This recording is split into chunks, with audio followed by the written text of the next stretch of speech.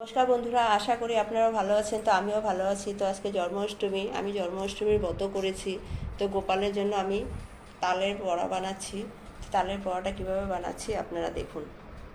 তো বন্ধুরা, সবচেয়ে আগে আমি সুজি আর চিনিটা আমি ভিজিয়ে রাখবো।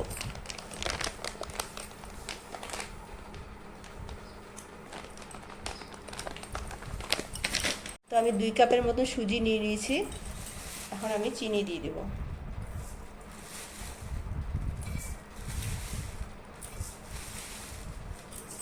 চিনিটাও আমি 2 কাপের মতনই নিয়েছি। চিনি সুজিটা আমি একসাথে ভিজিয়ে রাখবো। সুজিটা অল্প ভিজে আসলে মানে ভালো হয় জিনিসটা।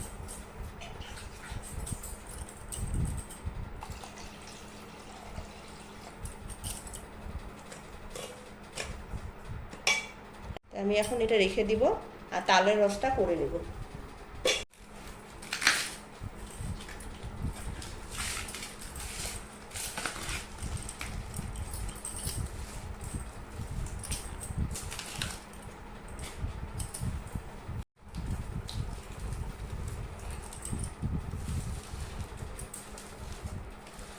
তালটা খুব সুন্দর পেকেছে।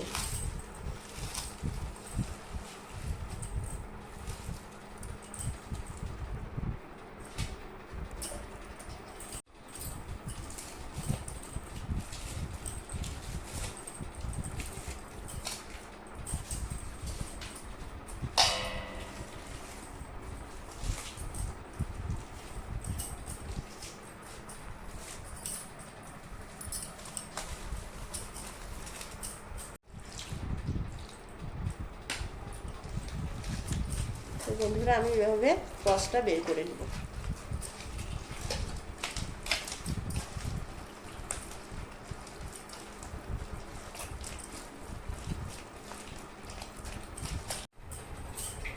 তো বন্ধুরা, আমি এভাবে রসটা বের করে নিয়েছি।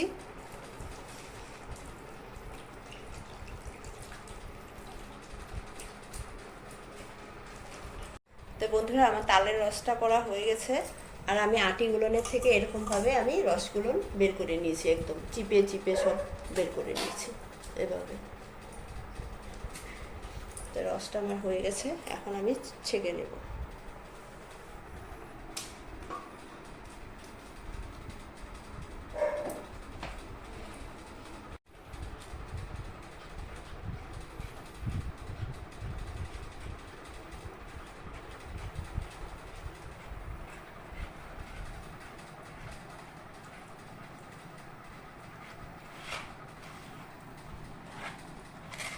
রসটা ছেঁকে নিতে লাগে, কেন কি এই যে আঁশগুলো আছে এগুলো নালে বড়াটার মধ্যে মুখে লাগবে, সেই জন্য রসটা সবসময় ছেঁকে নিতে লাগে।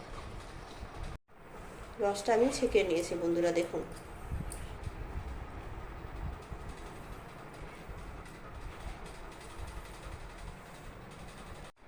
সে সুজিটা আর চিনিটা আমি ভিজিয়ে রেখেছিলাম, এটা আমি রসটার মধ্যে দিয়ে দেবো।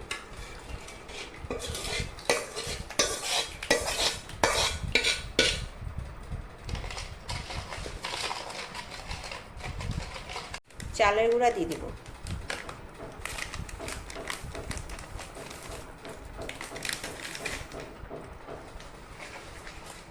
এভাবে আমি অল্প অল্প করে মিলিয়ে নেব।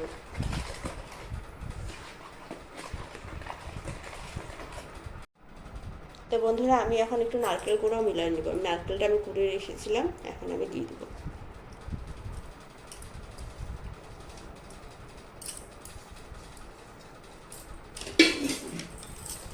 একসাথে ভালো করে সব মিশিয়ে নেব।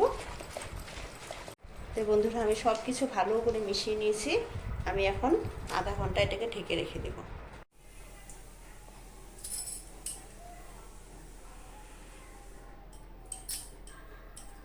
তো বন্ধুরা, আমি এখন বড়াগুলো ভেজে নেব। ঠাকুরের জন্য প্রসাদ বানালে আগে চুলাতে একটু ধূপকাঠি ঘুরিয়ে প্রণাম করে নিতে লাগে।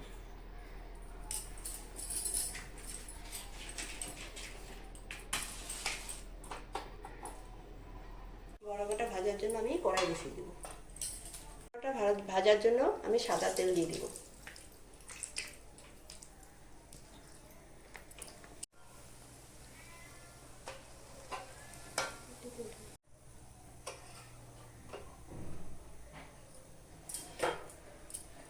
আমি এখন বড়া কটা ভেজে নেব।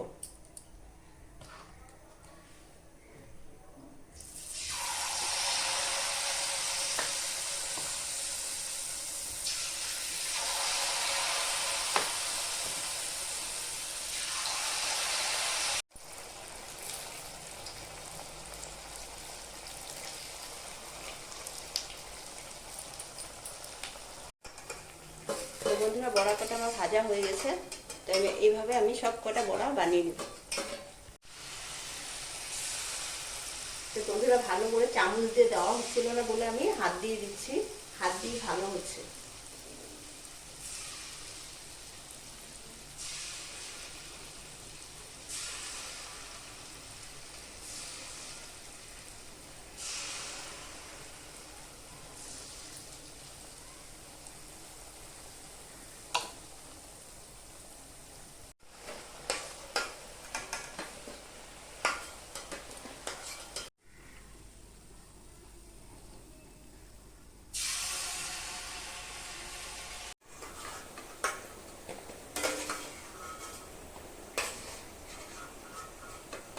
বন্ধুরা, আমার তালের বড়া কটা হয়ে গেছে। তো তালের বড়া কটা কীরকম হয়েছে আপনারা কমেন্ট করে জানাবেন। আর আপনাদের ঘরে গোপাল থাকলে এরকম করে বানিয়ে দিবেন জন্মাষ্টমীতে। আর ভাদ্র মাসে তালের বড়া খাওয়া খুব ভালো, গ্রহদোষ কাটে। তা আপনি এরকমভাবে বানিয়ে খাবেন। আর আমার চ্যানেলটাকে সাবস্ক্রাইব করবেন।